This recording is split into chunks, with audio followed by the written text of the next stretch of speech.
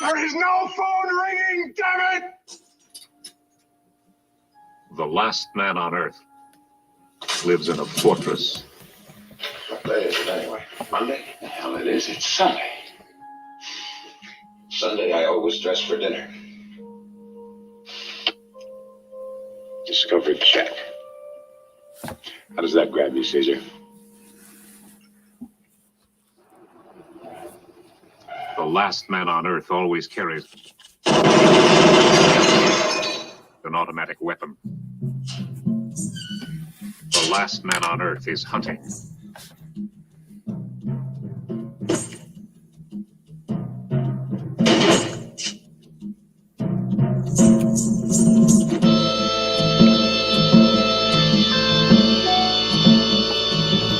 Because the last man on Earth is not alone.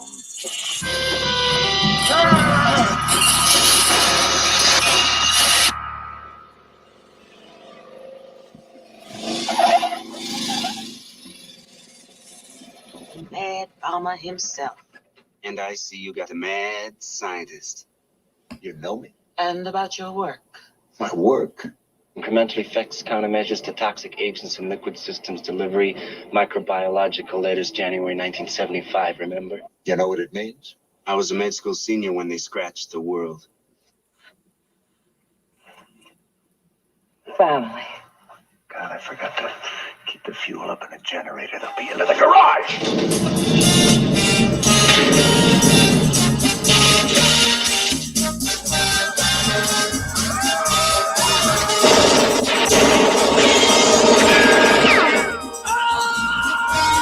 This is not the place where all the dead were burned. Get the switch in.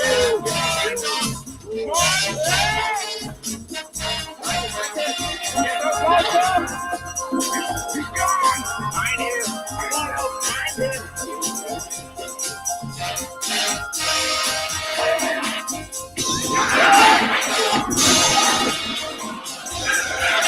Damn it, and step on it.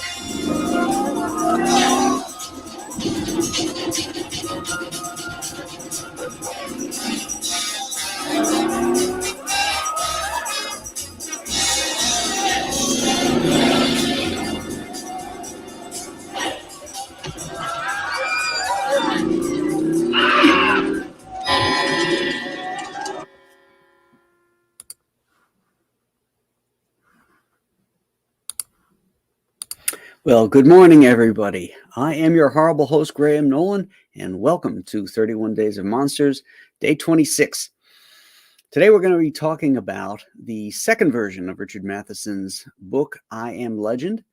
We watched on our watch party last Wednesday the first version, which was Last Man on Earth, starring Vincent Price. Now, I want to love this movie, The Omega Man. I really do. The problem is it bothers me on a couple levels. The first time I ever heard about this movie was actually in a Ghost Rider comic. Right around the same time the movie came out, the Ghost Rider came out. 1972, I believe, Ghost Rider came out. This movie came out in 71. And there was a sequence in one of the early ones, I think it was Ghost Rider number 7, where he's in a football stadium and he's on his motorcycle and he's riding either up or down the stairs, and he says, "This is where I do my Omega Man bit," and that always intrigued me. I used to see pictures of the Omega Man in my Monster Times and in various other monster magazines that I used to read. So that was the first introduction to the movie. Years later, I did see it. It suffers from 70s isms, if you will. I mean, you heard some of the music that was in that trailer. It's not good. and the main reason I love Charlton Heston in this, he plays his usual kind of sardonic, angry man, and he's very good, and he's badass too with his machine guns, blasting away at these guys. The problem with this, for me, is the separation from the vampirism that was prevalent in the book and in The Last Man on Earth. These guys just seem like albinos that can't take the light, they're not really vampires. They're not trying to, suck his blood or anything like that, or even zombies, if you will. They're just as they're maniacal, perhaps, but they're not like automatons, like they are in the other versions. And they also wear those cloaks, and they have that kind of I don't want to say hippie, but cultish feel to them, which I find not as scary as what we saw in The Last Man on Earth.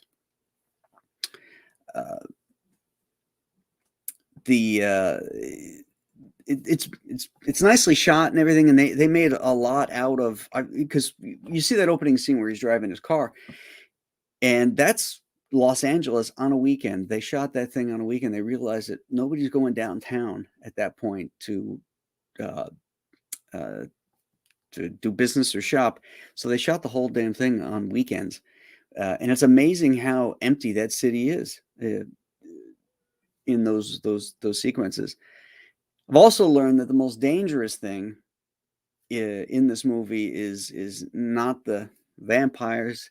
It's Charlton Heston's driving. He's a maniac behind a wheel. He crashes every vehicle he's got. He can go around things, but he goes through them. It's been 2 years. He ought to know the streets by now and maybe have cleared them. Some of, like, he crosses into like a horse barrier, one of those wooden horse barriers, as if he'd never been down that street before. He's a menace behind the wheel. So I don't think this is a great movie. It's very dated. That's really about all I can say about it. I don't love it. I want to love it. Every time I put it on, I own it on Blu-ray, and I put it on like, oh, the Omega Man. I want to love that because I love the idea of it. But it's just falls flat for me. I find it boring in places. It gets interesting when Lisa, the girl, shows up. But there's a period there that is really slow and boring, and it always involves the family. I just can't stand that whole thing with Anthony Zerba and his albino crew. It just rubs me the wrong way. I'd be curious what you guys think. So let's see who is here this morning. JP Roca's first in the group. He says, "What's good? Dr. Mask is here. Hello, Fearless Freep. Good morning, good morning." Rob Fellows with one of his quotes. "If you play James Bond, I'll bust your ass. Okay, baby, hitch up your drawers." Rob's got another quote in here that really cracked me up. Chris Juliano says, "Hello, everyone. Perth Comics. Way better than the Will Smith version." Yeah, I guess. I mean, the Will Smith version is another one that just goes off the rails. It's more sci-fi than anything. Hyper Kaiju says, "Good morning, Perth Comics." Marcus Kelligrew is here. Leg Kick 1, the Normie Nerd, says, "Good morning, Cigar Gangster." Chris Juliano says he has a Snake Plissken vibe. Here we go. Here's Rob's quote. "Do we use the wheel as he does? No. Mutants proceed to use wheeled cart and wheeled ballista."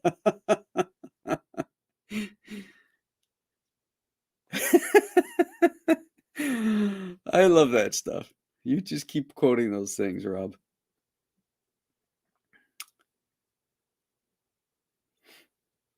Dr. Mass says the bad guys are fast. Yeah, they're fast, but what's their end game? I mean, what is it obviously, they want to stop Neville from killing everybody, killing their kind, but I just don't know where they get that whole, Civilization is bad. We got to go back to no machines, no wheels, no, medieval type of era. That just doesn't make sense to me. Dennis Shoemate says, "Morning, gang. I'm ashamed that I have never seen this flick nor read the book. Need to address this soon. Love the stunt man that is supposed to be Heston on the motorcycle. LOL." Yeah, I know. Heston's 6'3". He's a big man. You can, when he's in those convertibles, they have to be convertibles, because if the top was up, his head would be sticking out of it like Dino the dinosaur. But the guy on the motorcycle doesn't seem to be quite as tall, if you will. But start with the book, Dennis. The Richard Matheson book, I Am Legend. It's good. He's so good. Perth Comics, I've never seen the original. It was the first film I recall when the main character died. I enjoyed it.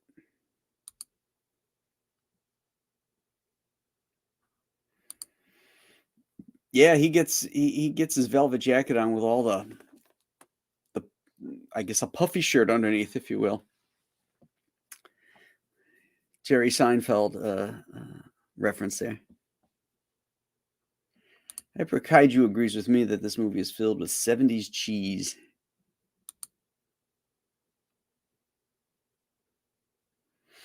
The one dude who pulls up in the motorcycle, who quotes that the medical reference of Neville, Kelso is his name? Keslow, I forget the actor's name. That guy was in every early 70s movie and always played a shit, or a dislikable dude. He was in what's that Charles Bronson movie? Mr. Majestic. He was in that. It's failing me right now what those other movies, but he always was in these things.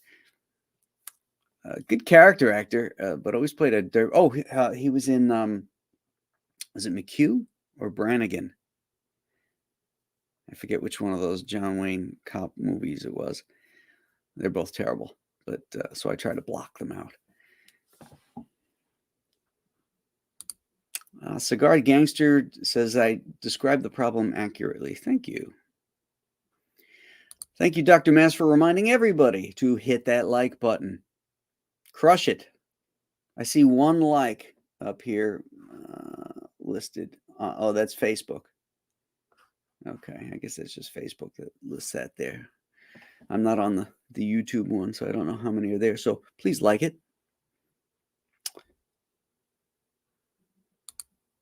Yeah, weird albino cult that hates technology. I mean, is that what the disease did to you? Made you albino and hate technology?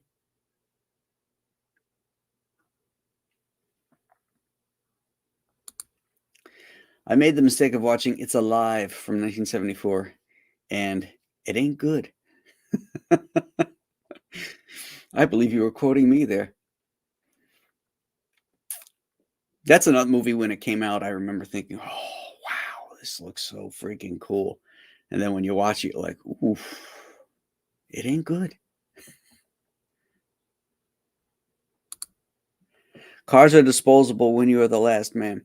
It's true. They are. I mean, he always goes in. He can go into the shop and take anyone he wants. But, what a pain in the ass to have to keep gassing them up and, making sure the batteries are charged, and maybe just a little safer driving, clear the roads that you use normally.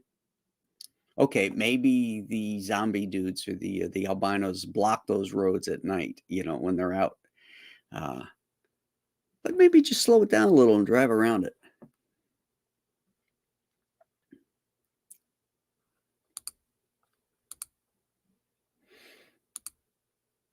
Fearless Freep says they just need super sunblock, and he likes Anthony Zerba. Yeah, Zerba's a great actor. Was in a ton of stuff in the 70s. One of my favorites being Rooster Cogburn. the follow-up to True Grit. That movie is so overlooked and so much fun with John Wayne and Katharine Hepburn together for the first and only time. And Zerba is in that. I think he's also in not Blade Runner, Logan's Run.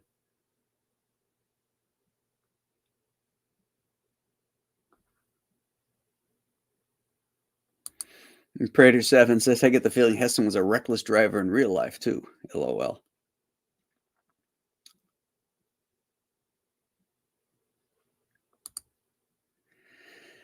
You know, you might not be wrong on this. I bet those crashes were inserted to liven up the scenes. It could be. Because it's the 70s, and everything, all problems were solved in the 70s with car scenes, car chases, car wrecks. It was a relatively inexpensive way to add action into modern films because they didn't have CGI or all that technology. So a lot of car movies and car chases and car wrecks in 70s movies. Hyper Kaiju likes The Last Man on Earth better. So do I. I also felt that Vincent Price felt more despondent over his situation than Heston. Heston seemed angry and almost kind of liked, getting back at these guys, whereas Vincent Price's character just seemed sort of resolved to have to do this, but he was still trying like hell to maintain a life. He just seemed more human, I guess.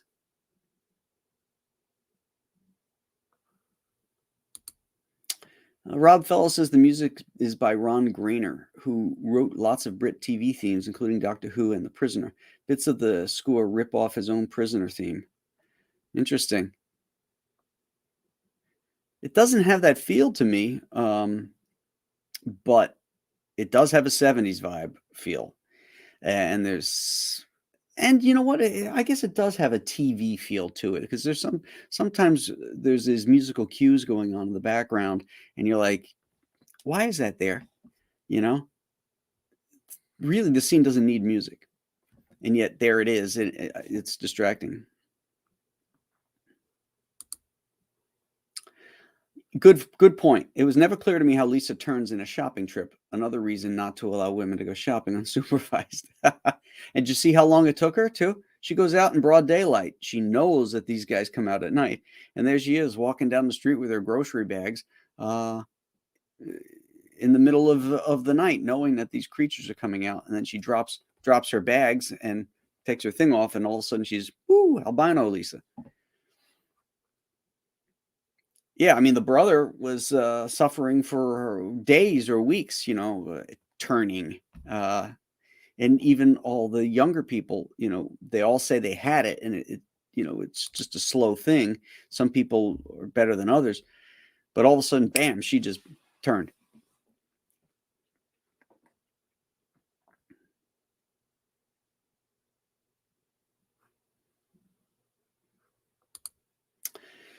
John Morgan Batneal loves this movie. He can't help it ever since he was a kid. It's all right. We all have those guilty pleasures, movies that when you look at as an adult, you say, this isn't that good. But you have a soft spot in your heart for it. Tank Farrett is here. And he says, ahoy, all of you sagacious scallywags. Wow, sagacious scallywags. That's a mouthful of alliteration there, isn't it?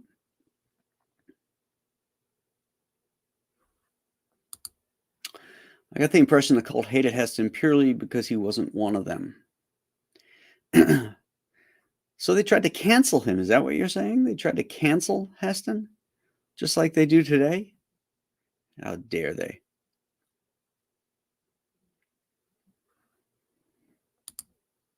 Hey, Commie Mark is here. Hello.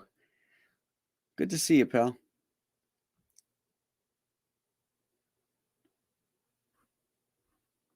Stippling says we're at 14 likes so far. Okay. All right. Let's get that up. Up, up, up.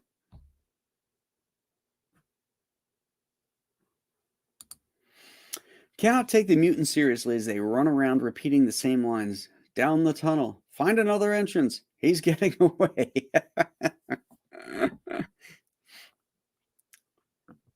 Yeah, you'd think that they were charging for the dialogue. Don't say anything different. It costs more. Prater 7 reminds us that technology is the weapon of the melanated.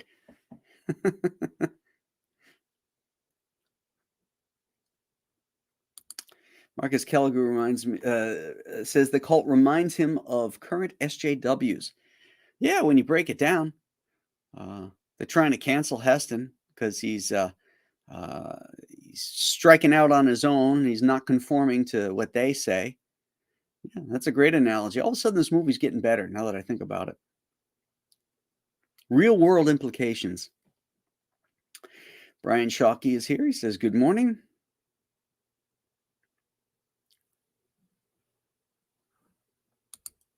Dr. Mass says he watched It's Alive based on seeing the commercials as a kid. But hey, TCM showed it. Well, that's what I remember of it. Again, something I probably saw in Monster Mags, the coming of, and I certainly remember commercials for it. Wasn't that the one where the doctor says it chewed the umbilical cord off or something? That's the part I remember.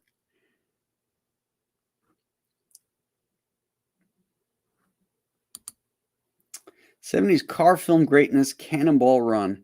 I think we're a decade off. If I'm not mistaken, Cannonball Run came out in 1980. But you could go with Smokey and the Bandit, Gumball Rally. There's a dozen of car films.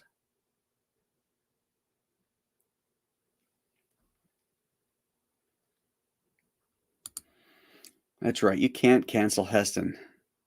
They can pry my gun from my cold, dead hands. I wrote him when he was the president of the NRA. I was a longtime member, so I wrote him and I said, "Hey, I love what you stand for. I love your work. I love your movies and blah blah blah."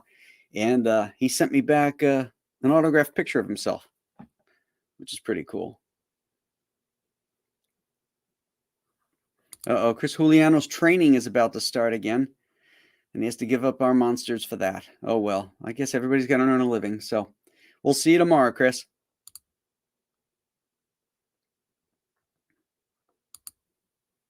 That said, I can't wait for a better adaptation of the novel. I'm not holding my breath the way Hollywood churns out all these woke movies today. Yeah. I'll just watch The Last Man on Earth and call it a day.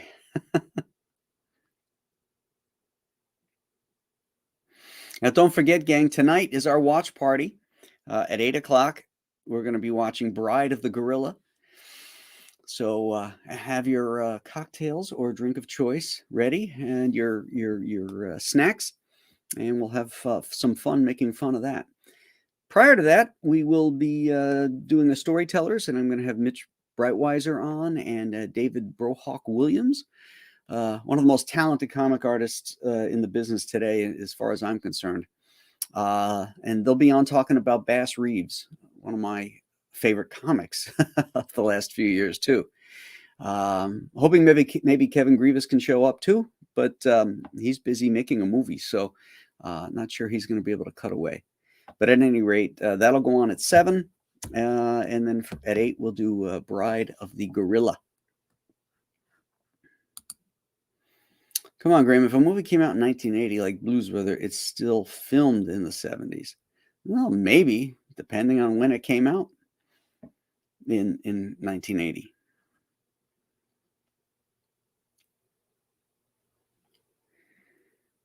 All right, gang.